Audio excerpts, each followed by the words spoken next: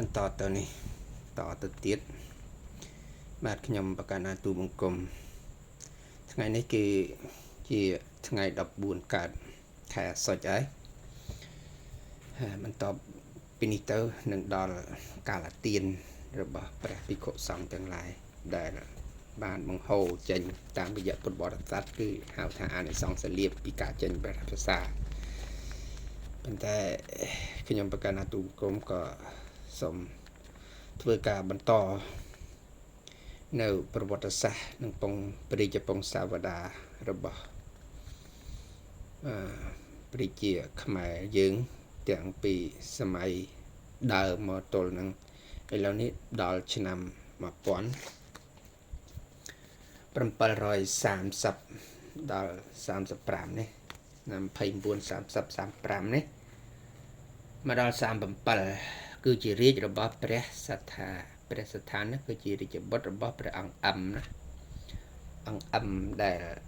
ចូលចិត្តដណ្ដើមរាជពីព្រះអង្គស្រីធម្មរាជហើយក៏ចូលចិត្តទៅនៅតែខាងយួននេះទាំងឪពុកទាំងកូនដូចគ្នានៅមកបានកូនសោយរាជវិញអស់ចាត្មង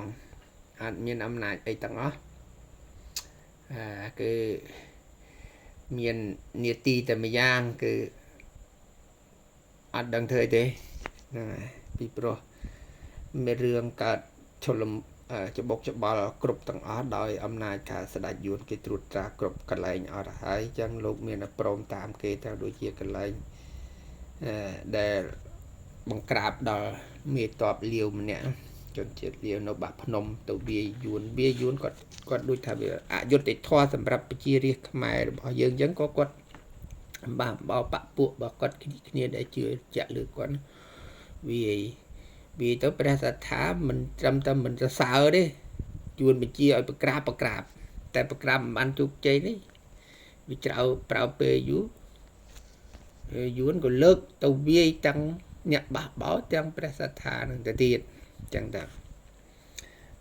ហើយបង្ខំឲ្យព្រះសត្ថានឹងកាត់ខេត្ត2ខេត្តគឺខេត្តក្រមួនសនិង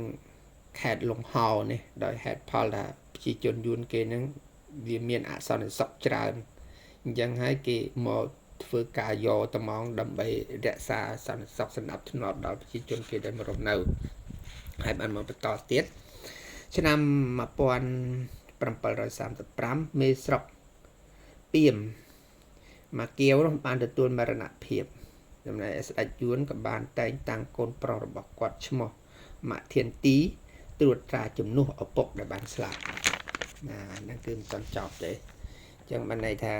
នៅមេស្រុកពីមដែលយើងល្បីថាគាត់ស្បត់ពីវិជាខ្មែរទៅត្រូវជាមួយយួនឥឡូវយួននឹងចាប់យកទាំងអស់ហើយមន្ត្រីម៉ាក់ធានទីរូបនោះបានសង់បន្ទាយយ៉ាងធំនិងសាងសង់កន្លែងពាណិជ្ជកម្មទាក់ទាញស្រូបទាញនៅបរទេសជាច្រើនរកស៊ីបៀបធំដុំរបស់គាត់ណាប៉ុន្តែมันបានផលប្រយោជន៍អីដល់ប្រជាខ្មែរទេគឺគាត់យកតែខ្លួនគាត់ហ្នឹងឯងចំណែកឆ្នាំ1736ព្រះសត្ថាចាប់ផ្ដើមចម្លោះក្សត្រទាំង3ព្រះអង្គទៀតគឺព្រះអង្គសូ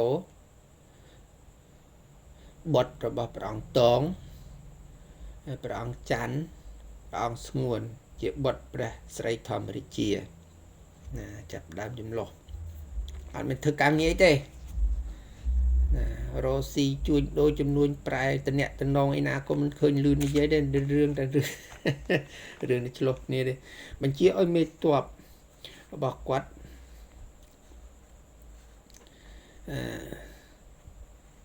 ធ្វើកត់ក្សត្រទាំង3អង្គនេះតែមិនបានសម្រេចត្រូវព្រះអង្គទាំង3នឹងវាយបកវិញធ្វើឲ្យព្រះសត្ថានោះភៀសខ្លួនរត់ទៅស្រុកយួនបាទអត់ការងារធ្វើហើយដល់ណាបានអំណាចយកស័ក្តិសពគ្រប់ដើម្បីនឹង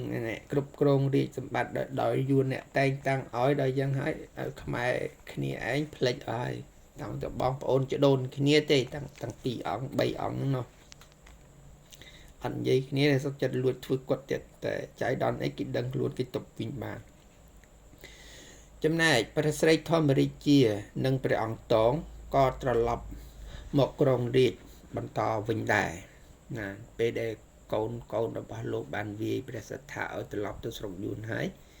ណែព្រះស្រីធម្មរាជានិងព្រះអង្គតងឲ្យលោកចាំហើយគឺលោកភេកខ្លួនតាំងពីជុកព្រះអង្គដេញដើមរាជលោកនោះដែរ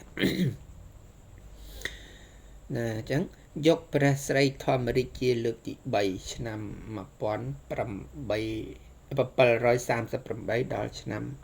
1747ព្រះនាមក្នុងរាជថាព្រះបាទសម្ដេចព្រះរាជអង្គការព្រះជ័យជេដ្ឋាធិរាជបរមបពិតក្នុងវាំងឧដុង្គដែរ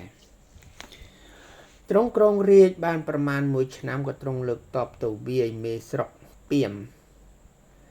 ម៉ាក់ធានទីហ្នឹងយ៉ាងស្វិតស្វាញជាទីបំផុតរហូតដល់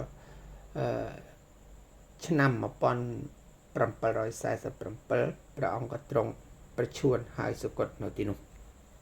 អញ្ចឹងបានន័យថាព្រះស្រីធម្មរាជដែលយាងត្រឡប់មកពីប្រទេសថៃសៀមវិញ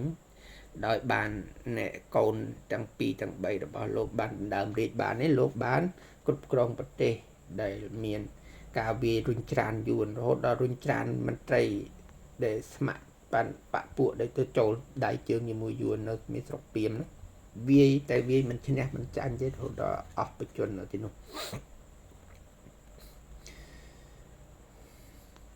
អញ្ចឹងក៏សូមបន្តទៅមុខទៀត